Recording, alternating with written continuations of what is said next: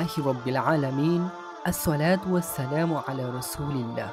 প্রিয় নিবেদিত ভাই ও বোন, আমরা আজকে জানব 10টি কোরআনিক উপদেশ যা আমাদেরকে সত্যের পথে এগিয়ে যেতে সহায়তা করবে ইনশাআল্লাহ। কোরআন শুধু ইতিহাস নয়, কোরআন হলো আমাদের জন্য গাইডলাইন। মহান আল্লাহ সুবহানাহু ওয়া তাআলা আমাদের জীবন বদলে দেওয়ার জন্য কোরআনে অসংখ্য উপদেশ দিয়েছেন। চলুন আজ শিখে নিই কোরআনের 10টি বাস্তব ও জীবনের জন্য জরুরি উপদেশ। সত্য বলো, মিথ্যা পরিহার করো। তোমরা সত্যকে সত্য বলো আর মিথ্যাকে বর্জন করো। সত্যবাদিতা মানুষের সবচেয়ে বড় পরিচয়।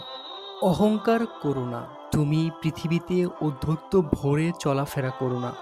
নিশ্চয়ই তুমি পৃথিবী বিদীর্ণ করতে পারবে না, আর উচ্চতায় পাহাড়ের সমান হতে পারবে না। কারণ আল্লাহ সুবহানাহু ওয়া তাআলা অহংকারীদের পছন্দ করেন না। ধৈর্য ধরো, আল্লাহ ধৈর্যশীলদের সঙ্গে আছেন। নিশ্চয়ই আল্লাহ ধৈর্যশীলদের সঙ্গে আছেন। জীবনের কষ্টগুলো ধৈর্য দিয়ে কাটালেই সফলতা চলে আসে। সতর্ক থেকো ফিতনা থেকে। ফিতনা এমন এক ফ্যাসাদ যা কেবল সীমালঙ্ঘনকারীদের ওপর সীমাবদ্ধ থাকে না। ফিতনার যুগে সতর্কতা হলো ইমানের রক্ষা কবচ। নামাজ কায়েম করো। নিশ্চয়ই নামাজ মানুষকে অশ্লীলতা ও মন্দ কাজ থেকে বিরত রাখে। নামাজ হলো ইমানের প্রমাণ। মাতা পিতার প্রতি সৎ ব্যবহার করো।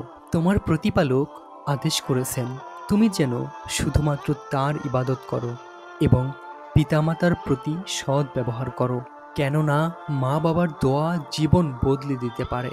অপরের প্রতি ভালো আচরণ প্রদর্শন করো। তোমরা মানুষের সঙ্গে সৎ ব্যবহার করবে। আচরণই মানুষকে প্রকৃত মুসলিম হিসেবে প্রমাণ করে। অন্যকে নিয়ে উপহাস করবে না। হে ঈমানদারগণ, তোমরা কেউ কাউকে উপহাস করো না। হতে পারে সে তোমাদের চেয়েও উত্তম। উপহাসের মাধ্যমে আমরা নিজেরাই নিজেদের সম্মান নষ্ট করে ফেলি। অন্যের দোষ খুঁজতে যেও না। তোমরা গীবত করো না আর দোষ খোঁজারও চেষ্টা করো না। গীবত ও দোষ খোঁজা সমাজকে বিষাক্ত করে দেয়। আল্লাহ তাআলার রহমত থেকে নিরাশ হইও না। আল্লাহর রহমত থেকে নিরাশ হইও না।